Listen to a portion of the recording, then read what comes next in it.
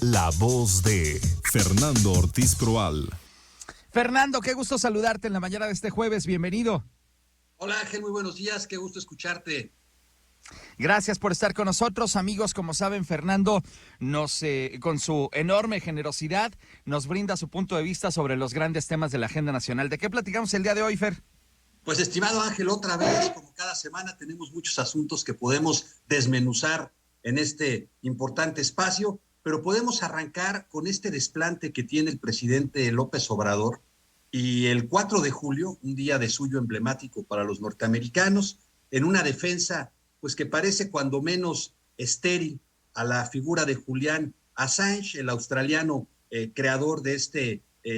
movimiento que fue Wikileaks, que filtró información confidencial de carácter nacional y que ahora parece ser extraditado a los Estados Unidos, donde puede enfrentar penas de prisión importantes, incluso de otro tipo. Pero bueno, en una defensa más que heroica de este personaje, el presidente se lanza el mismísimo 4 de julio a embestir a los Estados Unidos con un comentario chistorete, o no sabría yo cómo calificarlo, respecto a que, bueno, pues si extraditan a Assange y lo juzgan en los Estados Unidos, habría que quitar la estatua de la libertad porque ya no sería el país de las libertades, ¿no? Parece rudeza innecesaria, parece en el momento menos oportuno por la compleja relación que tenemos con los importantísimos para nosotros vecinos del norte, Ángel, y bueno, pues nuevamente el peculiar, personal, particular estilo de gobernar del presidente López Obrador genera un roce con un importantísimo socio comercial y vecino de nuestro país, ¿no? Digo, pero a final de cuentas, yo he visto muchos comentarios y muchas reacciones en torno a estas declaraciones del presidente López Obrador, pero pues hay que entenderlas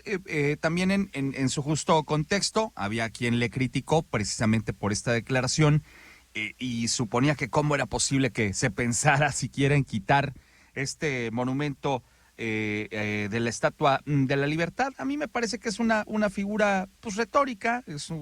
una frase en la que habla, sí, justamente del hecho de que si se extradita al señor Assange a los Estados Unidos y obviamente se le dicta, como todo parece indicar, una cadena perpetua a este señor por los delitos que cometió al filtrar estos documentos, pues no habría libertades que festejar o que conmemorar allá en los Estados Unidos y que entonces pues mejor más valía quitar la Estatua de la Libertad. Yo creo que hay que entenderlo en ese contexto, pero también pues en el hecho de que el presidente siempre está intentando darle la vuelta a otros temas, generar, es muy bueno para hacer estos spins, es decir, intentar llevar a sus terrenos políticos la atención de la opinión pública y distraer de otros temas más importantes, cosa que yo siento que le salió a medias. Pero entonces, si te parece, más que el asunto de la Estatua de la Libertad, vayámonos al tema que al parecer quiso socavar, el hecho de esta cada vez más fuerte diatriba que trae contra integrantes de la Iglesia Católica. Me parece importante lo que dijo el obispo de Cuernavaca en esta manifestación por la paz el pasado domingo, asegurando que esta estrategia de abrazos no balazos, pues en realidad es un asunto de complicidad con los delincuentes. En el tema también, evidentemente, está lo que vendría después de estas diatribas, el hecho de asegurar que los conservadores le querían echar encima al clero, a los sacerdotes, y yo creo que por ahí trató de sacar el asunto de esa palestra, pero no le ha funcionado al 100%, y tan es así que el próximo domingo, en todas las misas a quienes profesamos la religión católica, en todas las misas en este país se va a hablar de los asesinatos de religiosos, no solamente de los jesuitas, sino de todos los que han ocurrido este sexenio, y claro, el grave clima de violencia que hoy vive el país, Fernando. Sí, es Ángel, coincido contigo, el presidente tiene esa habilidad de polemizar con una gran oportunidad respecto a los temas que le convienen y los que no le convienen. Coincido en que se ha quizás sobredimensionado esta cuestión del Estatua de la Libertad, por eso cuando arrancamos te decía, no sé si fue un chistorete, pero finalmente el primer mandatario de una nación debe ser cuidadoso con los comentarios que realiza respecto a situaciones que se viven o prevalecen en otros estados, ¿no? Me parece que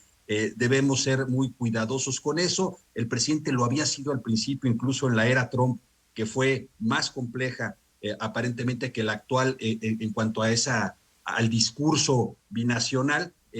Se comportó con una gran cautela, ¿no? Entonces llama la atención ahora que, bueno, que se va relajando. Yo no sé si la cercanísima relación con el embajador Ken Salazar le da confianza o ve en la figura del presidente Biden un poco más de pasividad que la que tenía Trump y que la cuidaban más. Pero bueno, pues ahí queda una más para el historietario, ¿no? Y respecto al tema de las iglesias, sin duda, Ángel,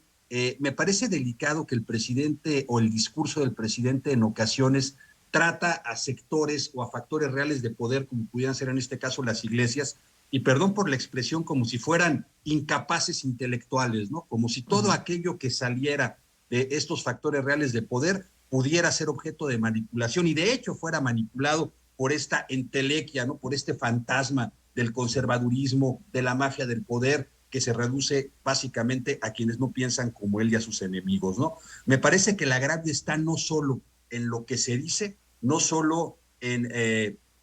lo que se ignora respecto a lo que le sucedió a estos sacerdotes jesuitas en la sierra de Chihuahua, a la frivolidad con la que se han manejado, cuando menos discursivamente, estos lamentables acontecimientos, sino al hecho de siempre suponer que aquel que opina o que aquel que señala algo que a él no le parece o que él estima va en contra de su posición, siempre es objeto de manipulación, ¿no? Insisto, pareciera, Ángel, que todos aquellos que no piensan como él son borregos de ese fantasma del conservadurismo al que tanto acude el presidente de la República.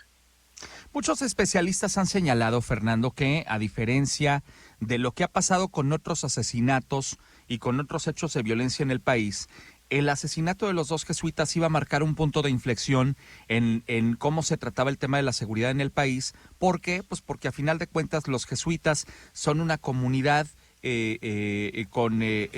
digamos, mucho peso dentro del país, que por un lado han estado en contacto, han hecho una suerte de apostolado. Es parte de su ADN el estar cerca de los grupos más vulnerables, pero vamos a ser honestos también, tienen contacto con grupos muy importantes dentro de la sociedad al dirigir algunas de las universidades privadas de más prestigio en México.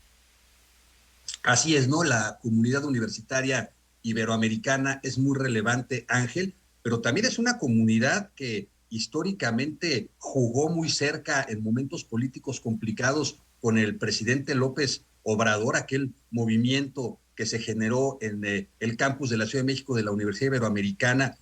con la visita del expresidente Peña Nieto, y que fue un resorte para las aspiraciones presidenciales, en concreto en el universo de los jóvenes en favor del presidente López Obrador, tampoco se puede soslayar. Entonces parece en principio cuando menos injusto acusar hoy por esta cuestión que no es sino el discurso de pedir justicia por ese lamentable homicidio de estos dos sacerdotes, y que se confunda y que se quiera etiquetar ya a los jesuitas, a la iglesia en general, a las iglesias, ¿no? ¿Sabe cómo ha venido esto escalando? Como algo permisivo y algo no sano para la democracia y la política del país, ¿no? Comentabas tú la relevancia de los jesuitas para América Latina, para México, en general para la Iglesia Católica, que sin duda lo es, las iglesias mismas y la católica muy en particular en México, donde me parece que más del 70% de los mexicanos profesamos esta fe, y en algunas entidades como Querétaro, en el centro del país, en la zona del Bajío, incluso un porcentaje mayor que llega al 85%, es muy relevante, ¿no? El problema, Ángel, me parece que no tiene que ver tanto con la comunidad jesuita o la comunidad de las iglesias en particular, sino que no se está atendiendo esa gran comunidad de la delincuencia que está arraigada, que es actuante, que es creciente y que está descontrolada en este país, ¿no? Y que ese factor sí le puede pegar a Morena y al presidente López Obrador, a su popularidad para el 2024. Si bien el presidente ya no va a estar en la boleta, sin duda la popularidad, del arrastre de Andrés Manuel López Obrador sí van a estar en la elección del 2024, y el tema de la seguridad me parece que es el único que en general lastima a todos, porque lo demás tiene matices, ¿no? El tema del aeropuerto, bueno, hay un gran universo de personas que las tiene sin cuidado qué sucede o qué no sucede con un puerto aéreo, los temas de los macroeconómicos igual, hay muchos Méxicos, pero en general, Ángel, me parece que un hilo conductor de todos esos Méxicos que sí nos conecta y nos importa al mismo tiempo, tiene que ver precisamente con el tema de la seguridad, ¿no? Y que hay que decirlo, pues el clero y particularmente los jesuitas, que como dices, en algún momento pues también por diversas circunstancias permitieron que el presidente López Obrador, todavía en su momento como candidato, pudiera poder ver reactivadas sus aspiraciones presidenciales, y pues ahí está el resultado. Hoy es presidente de la República, entre muchos otros factores, pero también pues digamos porque desde la academia se planteó la posibilidad de darle la oportunidad a alguien como López Obrador ante el hartazgo de la sociedad por los actos de corrupción y las promesas rotas por parte de panistas y priistas en el poder. Yo creo que es algo que pues a lo mejor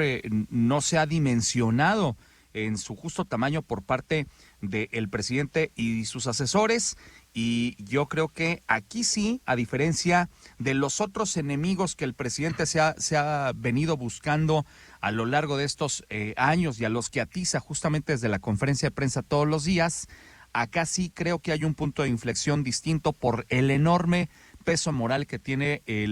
los sacerdotes católicos, la Iglesia Católica en el país, y particularmente los jesuitas. Habían guardado un prudente silencio, pero pues ya después de todo lo que ha venido ocurriendo, parece que se acabó ese crédito o ese beneficio de la duda desde la jerarquía católica, y por eso digo yo, o sea, si el presidente no entiende que tiene que modificar el discurso y el trato también hacia un sector tan importante dentro de los pesos de la sociedad como es la Iglesia Católica, va a tener un enorme dolor de cabeza en los meses por venir. Así es, yo coincido, Ángel, ya lo tiene. Sin duda fue una enorme gota que derramó un gran vaso de hartazgo, y el tema con la Iglesia y los jesuitas en particular no tiene que ver nada más con la eventual influencia política que pudieran tener, que sin duda como factor real de poder la tienen, sino sobre todo con la influencia en las conciencias que históricamente y a la fecha tienen, y que esa sí puede poco a poco ir generando un boquete de popularidad importante. Por eso yo digo, lo que va a pasar el domingo, que ya hay, digamos, un exhorto por parte de la jerarquía católica a todos los sacerdotes del país a que en las misas de este domingo se hable de los sacerdotes y religiosas asesinados, y que eso evidentemente les va a dar pie para que hablen acerca de la circunstancia que se vive en cada comunidad, cada municipio y cada estado del país, va a ser sin duda un fuerte tropezón para el presidente de la República, y estoy seguro que va a mover muchos comentarios también. Por lo pronto, Fernando, oye, qué gusto siempre recibirte aquí en RR Noticias. El placer es mío, estimado Ángel, poder platicar contigo con tu amplio, inteligente auditorio. Para mí es un privilegio que mucho disfruto y agradezco, y espero seguir teniendo la oportunidad de contar con él. Ni lo digas, pues esta es tu casa, Fernando. ¿Te parece si nos encontramos dentro de 8 días? Dios mediante, estimado Ángel, acá nos vemos. Un gran abrazo, Fernando Ortiz Proal con ustedes esta mañana aquí en